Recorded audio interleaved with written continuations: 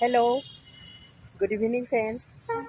আজি আহিছোঁ খুব আশাৰে বাট চাই থকা আমাৰ এই যিখন যোৱাকালি উদ্বোধন কৰিলে, নামাকৰণ দিছে পৃথু মহাৰাজ পৃথু উৰণ সেতু। গতিকে এই দলংখন কেতিয়া হ'ব বহুত আশা কৰি থাকিলোঁ আৰু অৱশেষত যোৱাকালি উদ্বোধন কৰিলে আমাৰ মুখ্যমন্ত্ৰী ডাঙৰীয়াই।